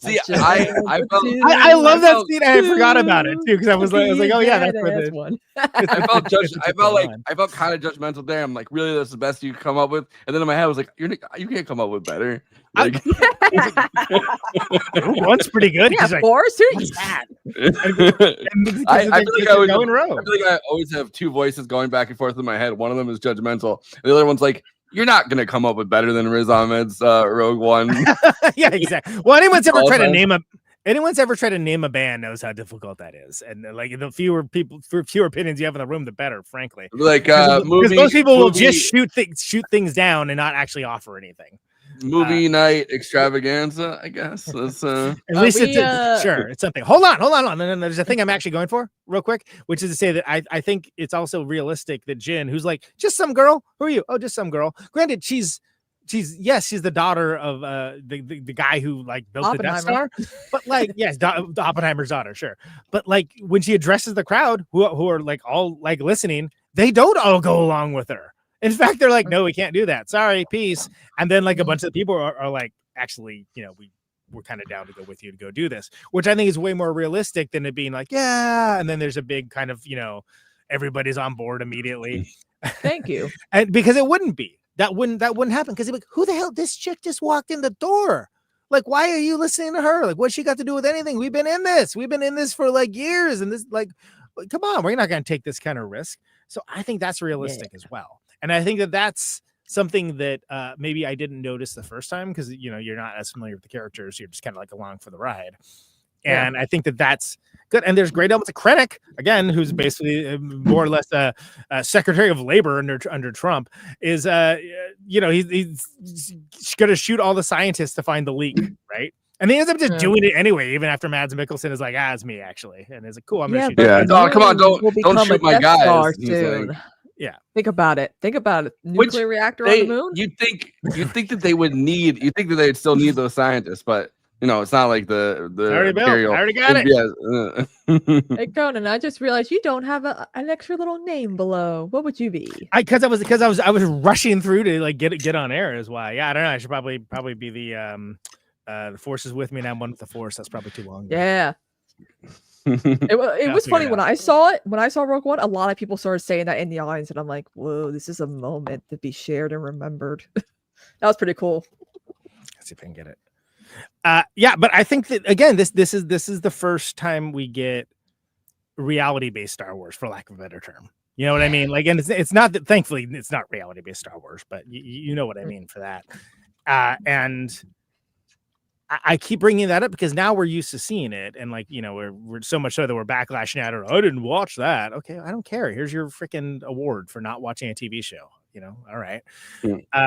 But it was an experiment, really, because it's granted all war is literally in the name of Star Wars, but it's an actual like war movie, where it's like people doing a mission. Well, so Greg Fraser, who was the cinematographer for this, had literally just done Zero Dark 30, which a lot of people shit on that movie as like an exercise in kind of CIA propaganda for the masses. That's why I never watched it, but I hear. Yeah, that's why I don't.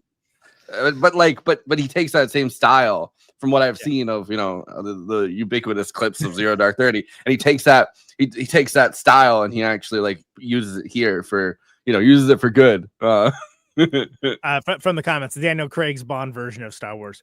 Totally, dude. When I saw Casino Royale, I was like, "There's a ball torture scene in a James Bond movie. What are we doing? This is crazy." Got used to it. Not the ball torture, the new James Bond. I mean.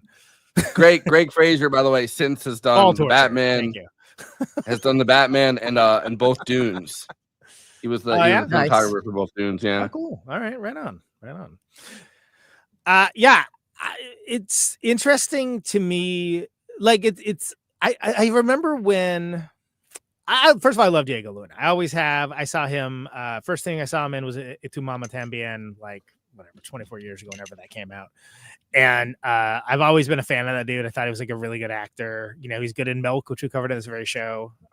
Like he's been in like so many things. Some of them which with Gael Garcia Bernal was also great. They're like actor. This.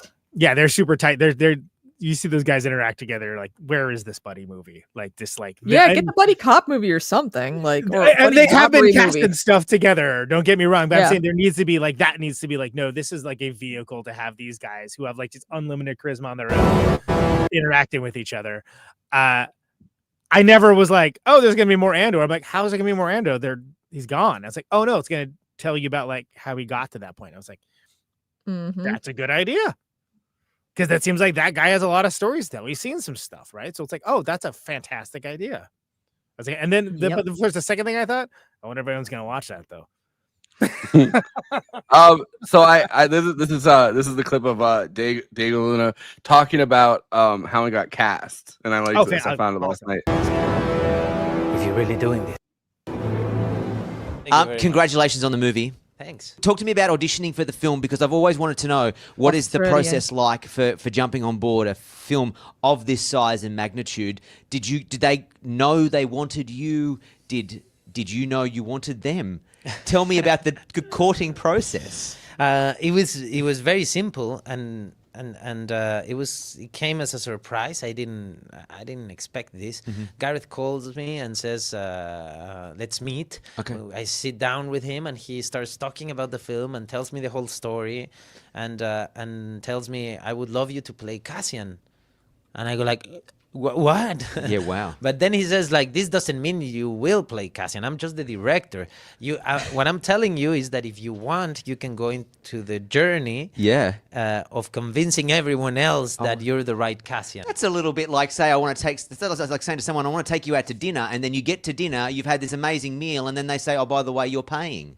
Kind of. You know, it's like, oh, come on. I mean, but why tell me the story? The big difference is he said it at the beginning. Okay, okay. Like, it wasn't like, oh, that was delicious, right? Now you pay. He said like, at the beginning, we're going out to dinner, you're paying, exactly, just in case it goes the wrong way. Yeah, he was basically, I really want to work with you. And when you see this whole cast, because all of us are his first choice, apparently, that's what he said to us. Yeah. You do see what he was looking for. He hired actors that are known for films that are very personal, intimate. Like he wanted to bring this tone of intimacy into the world of Star Wars. You know, that I think it's interesting and cool. You know. So yeah, but I didn't see it coming, and I said yes, obviously. And then 5 months passed. I did 2 tests and a lot of waiting. Thinking you'd been left behind. Oh, and then you get the call. Yeah, man. We're talking in the chat while that was going on about the different movies that Gareth Edwards has directed. That Godzilla that he directed, I actually think that's one of the only really good ones of that bunch. And I'm a huge Godzilla fan. I mean, I'm such a huge Godzilla fan. I have a Godzilla right here. That was like his first. That was like his first studio movie, though. So it's crazy he went right from that being his first studio movie one of the biggest franchises in sci-fi to one of the other biggest franchises in sci-fi. Yeah, it's crazy. I will say I prefer it when he has someone else writing. That's probably the best way to put that. I haven't seen. I did see Godzilla when it came out. I don't think I remember too much about it. But he did Monsters, I guess, which I haven't seen, but I remember. Oh, that's like the one. Like a NASA press into Mexico or something, right? And there's it's a Scoot McNairy, who I love his name. Yeah, it's pleasurable to say. I also like that actor. I think that actor is cool. Got Scoot McNairy in this one, and God, I can't remember who's the other one in there. I vaguely remember that movie. They have the border wall or whatever. Right, that's right. Yeah. But yeah, he did. Yeah, it was like pretty quick. It was 2014, and so he does Monsters in 2010. That's his like indie film that he put out there, and then he does Godzilla Jurassic in 2014. World movie too, which since they only ever made one Jurassic Park, that sentence doesn't exist. But yeah, what? Chris Pratt? No, he's Mario, right? Who are you talking about? And Garfield from Parks and Rec. No. You know what's funny though? A lot of people, I think everyone's favorite like cameo moment was like C-3PO and like R2-D2. Everyone's like, "Oh my god!" And I'm like, of course they're gonna be in the movie. Come on now. But even I was like, "Oh." But they have but they also have like the sassy K2SO droid, which is funny that when you deprogram any of those droids, they just become extra sassy. Like I like turning that into canon because he's like he's like Alan is like. He's probably the most hardworking guy in Hollywood right now with like, doing the DCU stuff now and, voicing everybody and everything. Where's my goddamn car, Bruce? Like, well, Alan, I always think of him True had to know him all the way back from Firefly, which was amazing show that launched at least 3 or 4 careers. And he did the whole yoo-hoo big summer blowout in Frozen. I always think of him as the pirate in Dodgeball. Dodgeball. He's also Resident Alien. Unfortunately, canceled. Is an amazing show. That's a really fantastic show that I can't believe they got it went as long as they did because it's it's just too weird. I love that you and my friend Josh both wrote he's a legend, right? Like at the same time. Yeah, great. Speaking of Alien, Conan, Noah Hawley is doing one for Hulu. It's coming out like in like a couple weeks or something. I think. Yeah, I love. I've known about that for a while. Legion, so yeah. I think you'll do good with that. Yeah. Gareth Edwards. Look, this is as far as direction goes. This kills. This kills hard. Yeah. Like this is exciting. It's got like those battle sequences. I mean, some people kind of knock the pacing. Okay, I understand. I don't agree, but I understand why you might feel that way. But that back third is just because first of all, we never have seen a Star Wars happen like in a tropical environment, so that's just rad to be like, I was like, palm trees are the equivalent of palm trees going on with AT-ATs walking by. Hell yeah, yes, great. I'm ready for that. That's amazing, and to have like this Saving Private Ryan style exchange, like Saving Ryan's Privates, sure, on a beach. Culturally that makes sense too, because a lot, think of like storming, the storming of Normandy and things along those lines. That's frequently like these things happen on beachfronts. And so to be able to put that in and again, work with the lexicon of what we think about with war movies, which is what that's in. And it's weird. It's called a war movie. Of course, a war movie. It's a goddamn Star War. Worse. But this feels like a war movie in that classic sense of the terms, which is just like a band of brothers and sisters, so to speak, that are trying to achieve a goal for girl boss. I mean, what do you think about her character? I'm a huge fan. I actually had forgotten how much I was like, especially when they try to they're rescuing her and she she hits the dude with the shovel. She's like, I got this. I know what I'm doing. Like I don't need. She's always a fighter. Like she's like she was born to be a fighter. And it's interesting that like not many people actually bitched about her as a character. Yeah, I remember no one really complained about Rogue One from what I remember. Like because everyone universally loved it because it had the right amount of nostalgia, cameos, and also it connected to a good Star Wars movie, So like a lot of people are like, yeah, this girl's badass. Like, she's not like some damsel in distress or whatever. I'm like, yeah, that's actually, a female character that a lot of little girls who, have Star Wars parents can look up to. So it was 1 year. It was 1 year after, Force Awakens had like just kind of been nothing, right? Like, so it's having that movie, I feel like come out in between that, and then everyone's kind of waiting for the 8th one, and like in the middle of it, they're like, I feel like it kind of slipped right in there to give people that dose of nostalgia. I like that Felicity Jones was the first round draft pick, the first pick for that, because I was just totally unfamiliar with her and speaking personally, but I think it works that most of these people, I mean, the only person I really knew was Donnie Yen and Diego Luna. And like, I knew them from wildly different genre movies, which is like, oh, it's crazy that these guys are in this movie, but that's kind of rad. I wonder what this movie is going to be like. And Mads, of course. And Mads too, yeah. Where's that going? Oh, Rooney Mara was up for the Jin Urso role. And the other person when the initial stages, Tatiana Maslany, who did She-Hulk, and she was in Orphan Black. And my friend was in She-Hulk. Yeah, well, the star of She-Hulk was almost Jin Urso. So that would have been interesting. That would have been. She would have done really well, I think. Yeah, and I think it's almost just you want to have someone that's like not too well known for that character, right? But I thought Felicity Jones did a great job, and I assumed that she's done this kind of thing before. Oh no, it's all like period dramas and stuff. Yeah, like that. Okay. The movie she did about Ruth Bader Ginsburg was a case where it was which was discrimination against men, and I was like, okay, interesting. That's interesting. Plot. Okay, just try to get away from her. Girl power, whatever. she was in one of the Spider-Man movies or whatever in between this, I guess. One of the Andrew Garfield ones. Yeah, she was in Amazing Spider-Man too. I don't remember. I don't know if I even saw. I saw the first one. I don't remember if I saw but yeah.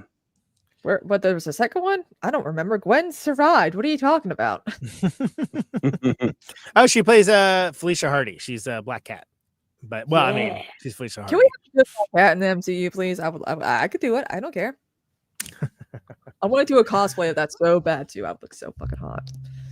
I heard she does this. I was looking into like her accent's like this middle of England kind of thing where she they actually trace there's this Reddit thread where they trace it literally Birmingham. She's from Birmingham. Yeah. That explains her accent.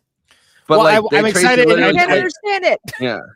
I'm sure we'll talk about it next week, but like the whole the Imperials all being English sounding, it's just because it was available. That's what was around, which is so great because that canonically made, which is so great if you know anything about the English Empire, which I would assume like listeners of the show do. But it's like, oh, that's fantastic. Like, and there's something so. With the Russian, with the Romans who sounded English, who sounded British, yeah, like all the old movies. Right. It's like that's what we think Romans and Greeks sounded like back then. Well, I was just watching BBC. I just recently watched Spartacus, and literally everybody in Spartacus has a British accent. But yeah, there's something like mid-level British functionary kind of thing that like Ben Mendelsohn does so well in this. With his like insanely creepy Orson Krennic guy.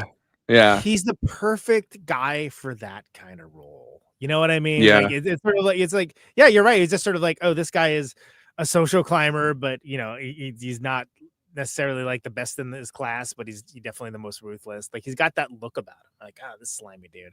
He's in his overview on Wikipedia or whatever. Often known for portraying arrogant and likable characters. I love looking at an actor's IMDb page, and it's like, they are known for playing those characters down to a T. I forgot Ozzy Osbourne's from Birmingham, which explains why we couldn't understand him. It wasn't just the drugs. Well, all Sabbath was. Yeah, The Outsider was a great Stephen King miniseries. Actually, Cynthia Erivo was in that, which is interesting. Ben Mendelsohn is the chief detective of that. Very good. Also, Jason Bateman is in that, which is he's like one of he's like also wasn't Ben. He was also one of the in the Captain Marvel movies, right? I Talos. So. And Secret Invasion, which I honestly was so not into, I didn't even finish. Which is the only one I can say. I was like, that's probably the worst. That and Ant-Man were the worst of the MCU in that phase, I will say. Well, the first two Ant-Mans are great. That Ant-Man movie. Yeah. The third one's not. We just need a show with what's his face narrating the entire MCU. That's all we need to catch up for people who didn't fuck with anything else that was going on. Just get Nick Offerman to do it. Yes. Here's what the happened. thing you have to understand about the Secret Invasion was, it was a secret. It was terrible. Not good. No, but so again, just rounding up here. I mean, I think that there's so many kind of cool quotable lines with this. I'm one with the Force. The Force is with me. Obviously, is great, but make 10 men feel like 100. Yeah, that's good stuff right there. Yeah, that's good stuff. It's good writing. We have hope. Rebellions are built on hope, because we mentioned all that hopey, changey stuff. But that's to me, that's the other thing of like, to make it a good, classic Star Wars. It's like, are there memorable lines? Yeah. I love you. I know. Amazing. We'll talk about that one later on. Like, I was like, oh no, I'm like, God damn it! I'm like, they're not gonna make it. Yeah, but like I feel not like some of these other gonna make it. movies, and again, I'm not trying to steal the joy of people that love the prequels, especially if you grew up with them, whatever. I'm just saying that This for is me, where the like, fun You sure begins, about right? that? You sure about that? You sure that's not what you're trying to do? Or okay, like somehow Palpatine Returns is probably the only thing that I remember from the entire sequels. I'm like, what other quotes are there that exist? like I said, give Oscar the Oscar for that one, because he deserves it. It was like, really, that's how we're Poor explaining Oscar it. Isaac. Okay. Hey, give Poor me bastard. another season of Moon Knight, okay? Disney, give us that. No, but think about it. That the no, I'm your father. Do or not do. There is no try. Even it's a trap. Yeah. Which is great, and I can't wait to talk about the fact that Akbar, from the second they arrive, he wants to leave. That guy wants to get away so bad immediately. He's just like, retreat. And because it's something that somebody said it to me once, and I rewatched the movie. I'm like, oh my God, you're right. He's totally trying to bail the entire time. It's amazing. Are you a general or an admiral, dude? Like what the hell? Get out. But getting back to my original point is that there are a lot of quotes, that granted nothing's going to be on the lines of these are the droids you're looking for or whatever, or help me, Obi-Wan Kenobi, you're my only hope. But like, there's some really good lines in this, and that's God. I think it needs. If you're talking about a great Star Wars movie, you need that. Yeah. Well, You so they need- were you need going good to bring quotes. back Admiral Akbar for Rogue One. Like that Was he going to be the because it's the other? God, this is so freaking nerdy. The other race, it says there's like the octopus race and like the squid race, and they're from the same planet. Yeah. It's great. It's hilarious that I know this, and they're both like in the rebellion. But it's like one of the other. It's not Admiral Akbar's people. It's the other ones who like live in a different part of the planet. That's like he's the guy that like is they actually get the message from Rogue One and relay it. Christine McVie from Fleetwood Mac was from Birmingham. Interesting. But that's crazy. Apparently, by the way, Birmingham? the name of Yeah, I am. I'm sitting over here like naming like alien races that 7 people care about, like the people that Hey, created I was this. listening though. Like, it's fine. You can wander off on that one. I hate that the Admiral Raddus. the species name of the squid ones is Mon Calamari. Yeah, Amon Calamari. That's right. But it's like really that y'all made up a calamari name for those squid people. Yeah. Well, why did you call the cow people like the sirloins or something? I mean, what are you doing here? You know what's funny though? Be like I Montius Angicus or something. It is like Angus steak, really. Like Red Dog in the comments. Sagarers were quotable. Can you see the Imperial flag ran across the galaxy? I'd like to think on some rebellion bedrooms, just like on some college dorm rooms, there are many Che Guevara quotes, and we see some Sagarera quotes in the Star Wars universe. Thank you so much. Yeah, but I love Leia in I that love gold her bikini probably. her response to this.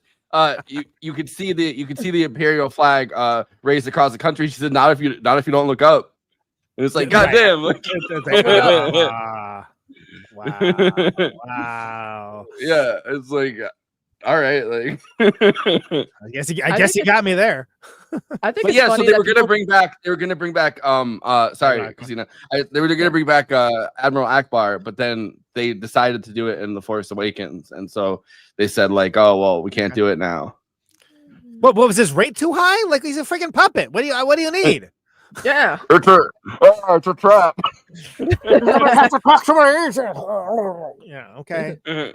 Sure. Hey, I can't do 2 movies in a row. Cat wants too much money. Get the squid instead. Okay. Yeah. You know what's funny with The Mandalorian? A lot of people think that Pedro Pascal quit The Mandalorian because he didn't want to wear the mask. I'm like, no, the show had run its course because there was other spinoffs after that, like with Boba Fett and all that. Well, they're coming back. They're coming back with a super. movie anyway. It's a Mandalorian and Grogu movie, which is like since Once it's again, basically that goddamn Pedro Pascal is in everything. since it's basically I like Lone that Wolf he and looks- Cub in space. Yeah. He looks like the older brother of Diego Luna. He really does. It's like Pedro Pascal and Diego Luna have a similar look to them. Can I tell you? Him and Oscar Isaac and them in the oh god. They're the squid and the octopus. They're the squid guy and the octopus guy of of Mexican cinema. Yeah, fantastic. That's a good one. That's quasi racist, but yeah. Against squids, I'm talking about. What do you think I was talking about? Letterbox. Yeah. So I love, by the way, Mandalorian, especially when you have Katie Sackhoff's character as do the magic hand thing. What are we talking about? Bo-Katan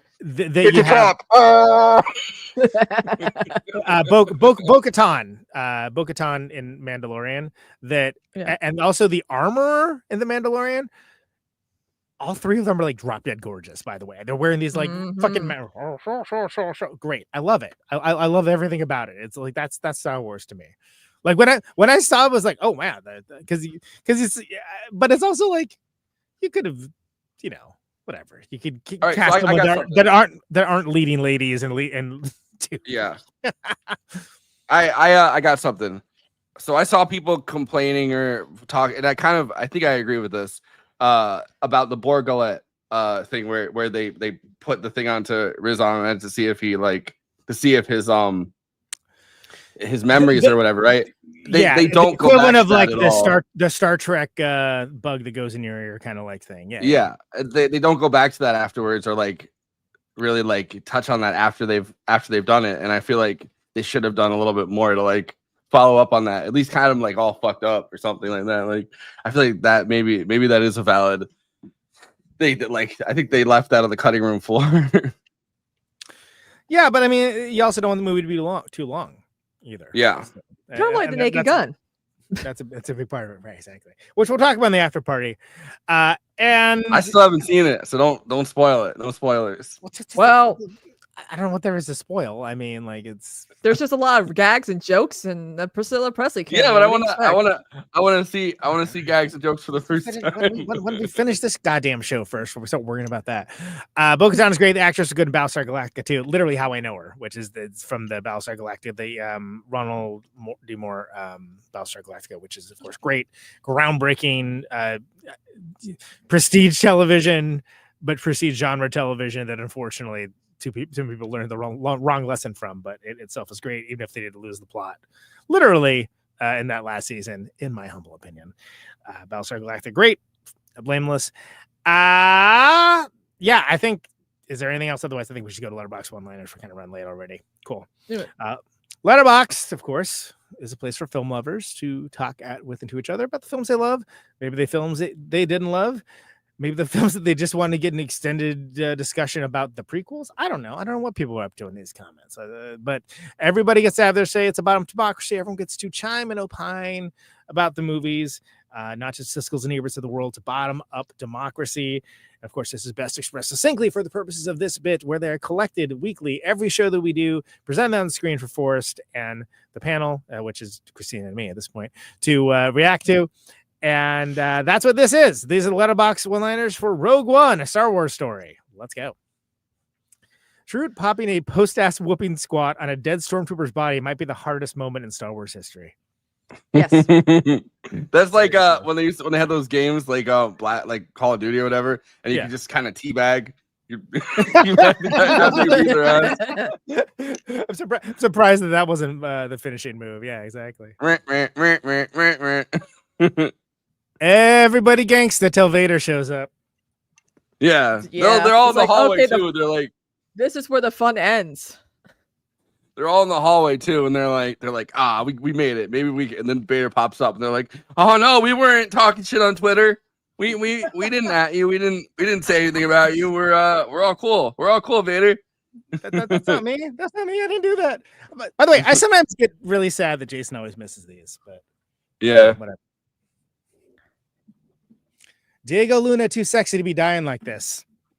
Mhm. Oh my god, I can't believe I wrote that. Never mind. I was gonna say, yeah. This is Christina. Huh. It's her alt. James. Okay. Yeah. Well, I mean,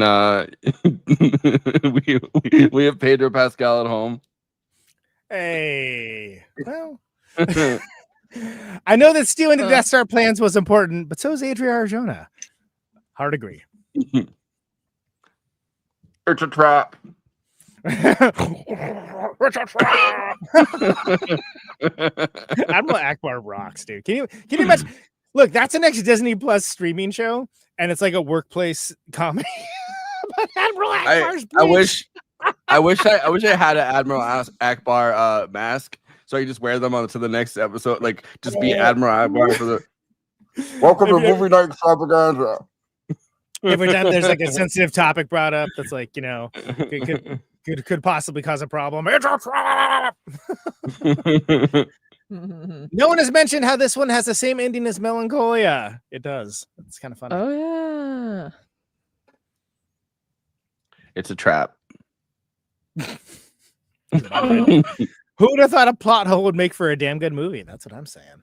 Seriously. But it is one of the most classic plot holes. It's probably the most famous plot hole of any like just that there's a shaft. I would like to film get my plot hole filled, Whoa, hey! Oh, save it for the after party. Oh, we're prepping over here. That's pretty funny, actually. Yeah, respect. Seriously, this film filled my plot hole. Okay, we don't often give big ups enough for shtick on the main show because we're trying to keep it profesh. But that's solid. That's solid. Yeah. I want to get a soundboard where you can just do it. It's a trap every time, Oh, that's a good one. Yeah, that would be really good. Oh man. Oh man, I'm into it. My favorite genre in film is Donnie Yen playing blind badass. You know what? Yeah, because he is in fucking in John Wick too. Yeah, he totally is. Like helpless blind person. He's like, no, I went with the fourth. Yeah, He tells Keanu Reeves, "I'm one with the Force, and the Force is with me." I don't think he's blind in Hero, but it's been a while since I've seen that. Hero's really good though. I can be your The hero, show? baby. The show Hero? No, the movie, the freaking. Yeah, was there a movie called? Oh, there's Heroes. Is that what you're thinking? Heroes, yeah. I was with Ali Larder. The one that basically should have been called X-Men, but Yeah. because they didn't have the rights. But it's basically X-Men. I was mixing them up. Oh yeah, Fist of Fury. He's been in some like crazy shit. He was in Intellectual Property Man. That's one. It's called One Punch Man, but it's IP Man. So my joke is that I always say Intellectual Property Man because I think that's funny. That's never not funny. Yeah, I don't know. I think it's because of you that I thought that's what it was. Because I say it so much because it's so funny. Yeah. Oh yeah, Johnny Yen. Intellectual Property Man. That's so stupid. Jet Li and Tony Leung and Maggie Chung are also walk into a bar. Hero. Exactly. They walk into a wuxia martial arts film that's in the Warring States period in China. Exactly. I was just looking at his Wikipedia page. I'm just looking deeply into Felicity's eyes. Why are the Star Wars characters I relate to most always the droids with no social skills? Yes. I am C-3PO, human cyborg relations. You're not very good at that. You're not very good at human cyborg relations. I feel like it's funny because as much Star Wars talk as I've been around my entire life and have participated in, even initiated, I haven't really thought too much about, every time they malfunction, they get sassier. Yeah. they're like we have to reprogram them, and they're like, reprogram this.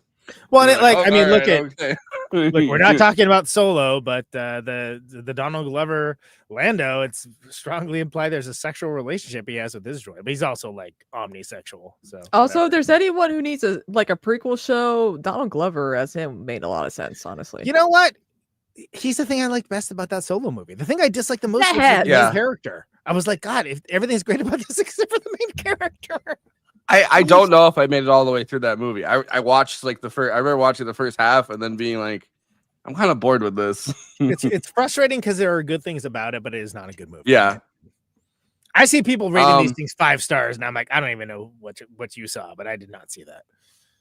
I guess I'm a hard ass. I don't know. I don't feel like I'm a Star Wars hard ass, but somehow I am. Really, Conan? All right, maybe I am.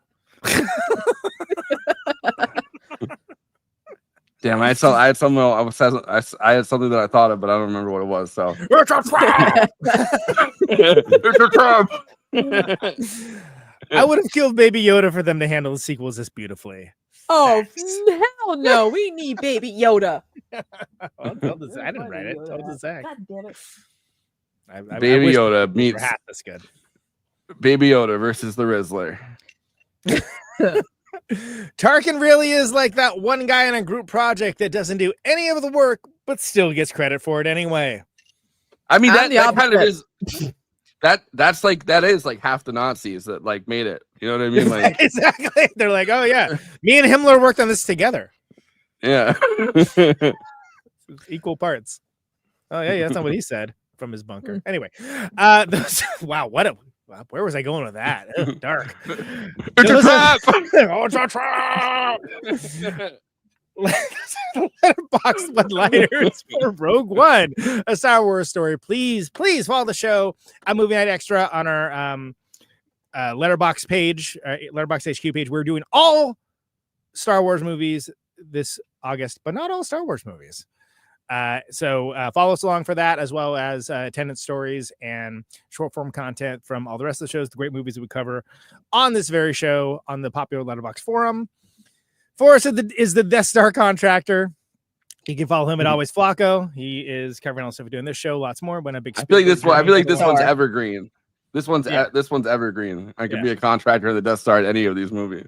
I just hope you got a screenshot of Christina like being the Death Star, because this I got a screenshot of Jason being the Death Star. Oh, okay. Well, all right. I mean, good for Jason. He's not even on this show, but okay. It's a trap. It's a trap. Exactly. That's what I'm saying. You know. Anyway, I am at Conan Neutron. The Force is with me. I'm one with the Force. You can follow me along for the Criterion Challenge, which I am currently killing it at right now, by the way, I might add. And for highbrow, midbrow, popular swear, all that stuff, I'm actually behind on logging because I went through and actually did a log and review for every Star Wars movie. I had only done that for the ones I liked before. So that's, you can imagine how that's going. People have opinions, but people, they're welcome with their opinions, and I'm happy to engage. I will not be talked out of my opinion about which is, movies are hot dog water and which ones are not. Sorry. But follow me at Conan Neutron for all that. Christina, in you despair.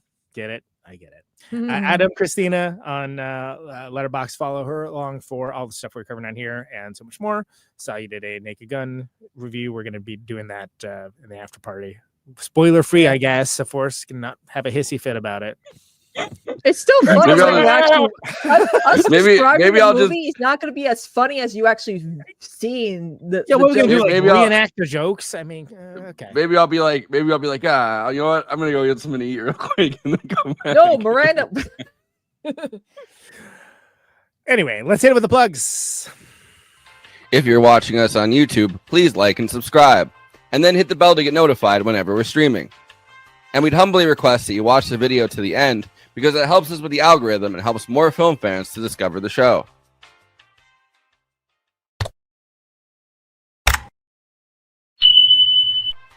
We're also monetized. If you want to get your chat questions definitely read on stream, you can always send us a super chat, which will help us keep the show going. Every cent helps. If you're watching on Twitch, you can gift us a free sub on Amazon Prime with your Prime membership, but getting subs on Twitch is always appreciated, and it helps to follow us on there as well. We also have an audio feed, which is available wherever you download podcasts, if you prefer to listen to podcasts rather than watch the stream. That's updated usually the same day we stream, but watching on YouTube and Twitch is the best way to get the show first, live as it happens. If you want to support us with a monthly donation and get access to all of our after parties forever, which go patron only after we do them, you can become a patron at patreon.com/movie night extra. Link is in the description for that. It really helps us keep the show going since we do have some expenses to make this happen. We also have a Discord community. Link is in the description for that. We sometimes watch movies we cover on there. We get into conversations about everything from film to TV shows to related podcasts. We even have a Discord channel for memes. It's really fun on there. You can find us on all the social media platforms: Facebook, Instagram, Blue Sky, Twitter, and Threads. You connect with us on all of those. Talk to us. We'd love to hear from you. Lastly, we recently made a TikTok at Movie Night Extra where we're putting up short form clips from the episodes. Okay, passing this to Conan so he can tell you about his music and this week's Protonic Reversal. Conan, who's on Protonic this week? Yeah. So Brian Maltefano from Def Club, that episode just went out to the general feed, I think like an hour ago. So he's great, really interesting fella. Came up from Argentina, great player. They have a new record, We Demand a Permanent State of Happiness, which is great. And that is out for everyone. ProtonicReversal.com, patreon.com/ProtonicReversal. $1 a month for advance access for all that. Nina Nasaja coming back on this week to talk about her new record, which is great. She was just on for the Jolie Lade record, which they just got off a tour in Canada for. But this is a Nina Nasaja record only on Bandcamp. There's actually a big push again for like the 5th time in the past like 5 years to move off of Spotify, which of course just funds all the worst things in the world you can imagine and pays the worst out of all of these horrible walled gardens that no one's ever going to earn any money on. But this is only on Bandcamp. I think that's very interesting. We're going to talk about it. I've had her on a few times. I think she's an incredible artist, incredible voice, and that should be really good. Steve Von Til Neurosis is coming up shortly as well. Tim Byron of the Maishi coming up. Blake Fleming of Dazzling Killman after that. And maybe one of these two things that I've been trying to schedule for the last 4 months might show up. Who knows? Anything can happen on Protonic Reversal. Thursdays, 8 Eastern, 7 Central, 6 Mountain, 5 Pacific. Subscribe for all that stuff. Again, hit the Patreon if you're interested in that kind of thing. I would love to be able to announce some of these things, but I can't. So Conan Neutron Secret Friends, October tour coming up. Those tour dates have been sort of soft announced. I'll have a poster graphic next week. We're playing Chicago, Minneapolis, Lincoln, Nebraska, Denver, Salt Lake City, Boise, Eugene, Portland, and Seattle for Rat City Recon. That's all coming up in October. We have another set of dates in November that will be announced soon. Unfortunately, the Jesus Lizard have canceled their fall tour dates. So there's been injury in the band. That's a bummer. I was really looking forward to that. So those are going to happen, but most likely scenarios, that's going to be in the spring of 2026 now. So that's a drag, but we will still be out heading southwards, southish. And actually we'll be, I think Christina, at this point we're doing Atlanta and Athens. So it's even an hour closer to you now for one of them. Yeah, Athens, let's go. And we're playing Birmingham, Austin, Denton, Wichita, so on and so on. But the last couple of days are going to be a little bit different now because we're doing the Jesus Lizard show. But of course, neutronfriends.bandcamp.com. Co-Neutron Secret Friends with the Neutron new record out now, available on all the normal things. Please check it out. We have we put Who Dare shirts up in the Bandcamp, and we have some cool merch items coming up. Finishing up the video with friend of the show Rick Valentin tomorrow for A Villainous Circumstance, which again, it's super cool. It's very noir themed. It should be awesome. Christina, what do you got going on? Well, last week we watched The Wiz, and I forgot how horrifying it was because I absolutely hated that movie so much, and now I remember why. Too scary for kids, too silly for adults. I had my streamiversary, been streaming on Twitch for 4 years. I went for like about 40 hours, and then someone reported me over Craig Ferguson for stupid copyright. I got my account banned for a few hours, but I'm back and better than ever. And I posted Christina's Corner on the Space. There are radioactive wasps in Aiken now, and I'm panicking, and I need to fund to go to Brooklyn. Yeah, that's a thing. SRS, Savannah Riverside, has radioactive wasp nests. And it sounds like the plot to like a superhero movie. Watch out, there's radioactive wasps. Yes, it's a trap. I'm just get away. So yeah, it's been pretty chill. We're still watching Dark Shadows. We're at the point where the satanic cult has found the dude that they harassed the baby to the kid to the teen to the adult now, and it's just getting weird. It's getting weird. It's getting to the point where I remember this is when Dark Shadow started going downhill, but we're still doing it. We're still doing it. Sunday fun days, we watch Maude, All in the Family, HR Puffin stuff, Craig Ferguson. It's gonna be fun. HR Puffin stuff. Wow. HR on Tubi. Okay. HR Puffin stuff. Every time I think of Maude, I think of the Family Guy bit where he's listening to the Maude theme song and then like every name and then he's like, and then there's Maude. Yeah, but he's like, and then there's Maude, and then he's like, and then there's Maude. The first episode was about her getting a like a black mane, and she's like, she's like, oh, the blacks, you guys went through so much, and she's like, what the hell? And like she's doing the liberal thing where liberals they try so hard, but they end up being kind of like bigoted in their own way. It was hilarious. Yeah, that's the joke, right? That's the whole Maude thing. Like, but when she's against Archie Bunker, she kills it because that's the whole point. She was a spinoff of All in the Family. Yeah. And then there's a lot of fun. And then there's one. Yes. Oh, also, Dick Cavett's show is on Tubi now, so we're gonna start watching like every season's like politicians and musicians and actors. Oh yeah, that's awesome. I feel like I want to watch more Dick Cavett. Dick Cavett. Watch more Christina on her stream. Yeah, exactly. All right. Sounds good. Christina, final thoughts. What are you thinking about? Yeah. This is the best Star Wars movie outside of the original trilogy, and I will die on that hill because, again, it connects to the original trilogy, and it actually has the heart of what the messaging of Star Wars is supposed to be about. So if you haven't watched Rogue One, because you're thinking, oh, it came during those movies, no, watch it. Watch it. It's good. It's great. You're going to love it. And watch Andor if you can. Word. Conan? Yeah, I completely agree with what Christina said. I do think it's the best Star Wars movie since the original trilogy, and it managed to excel by doing something totally different. And this like a heist movie, sort of again war movie, but like high stakes, desperate plan when we already know the outcome. And this is a powerful message about communitarian effort for the greater good. That we're more than the sum of our individual parts. Eminently quotable. I love the Seven Samurai of it all. And I think the back third of it is like hard to get any better action wise than maybe like classic Empire. I think it's fantastic to get all the context with the Cassian Andor character with the TV show. I don't think you need it, but I think once you've seen it, like you'll want to check it out. And I encourage people to do that.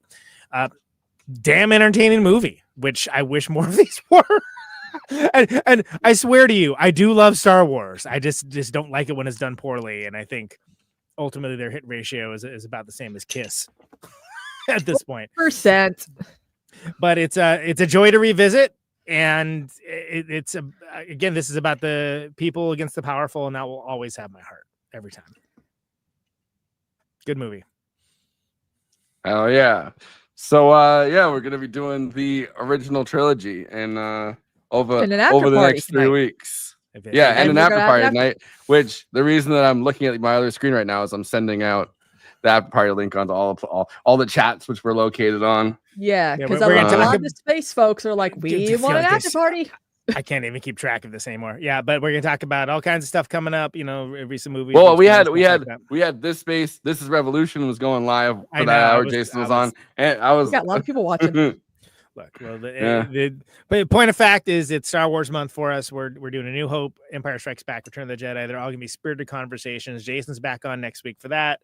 We have Lauren from a band coming up, and then Bonnie, who of course used to work at Lucas, coming up as well. It's gonna be a hell of a month to talk Star Wars, and there will be no prequels discussed on my watch.